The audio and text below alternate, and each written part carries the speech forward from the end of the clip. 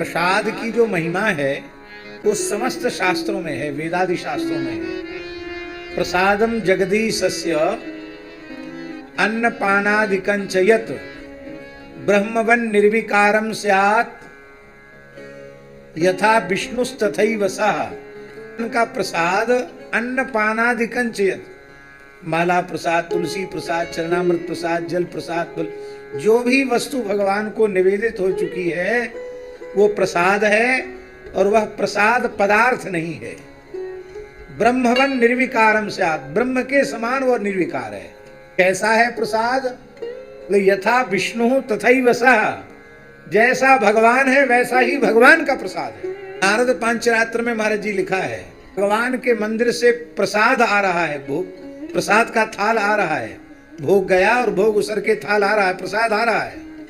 और यह जानकर जो वैष्णव उठकर खड़ा नहीं होता और प्रसाद को प्रणाम नहीं करता, उसका 1 वर्ष का भगवद अर्चन का पुण्य नष्ट हो जाता है।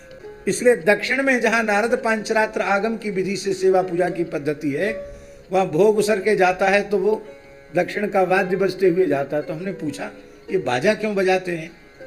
थाल जाता तब तो बाजा नहीं बजाते, लौट के आता। बोले वैष्णव सावधान हो जाएं कि भगवान के मंदिर से प्रसाद आ रहा है।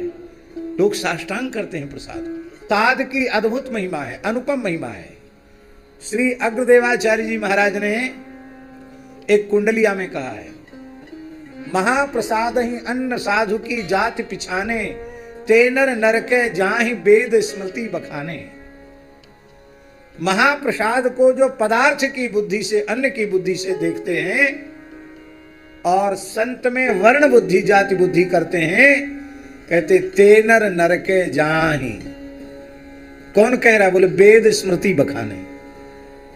चरणामृत जल जानि, चरणामृत को जल समझते हैं। और शालिग्राम में शिलासम जान विष्णु तन, भगवान में शिला बुद्धि आप धातु की बुद्धि करते हैं। गुरु विषय नर बुद्धि, सदगुरु के विषय में मनुष्य की बुद्धि करते हैं। नाम में अर्थवाद करते हैं, कहते हैं और जितने पाप हैं वे नाम रटने से कट जाएंगे, और पाप दुर्घट विकट वे सब हरिनाम रटने से कट जाएंगे। हरिनाम के रटने से पाप नहीं कटेंगे। प्रसाद की महिमा ऐसी है।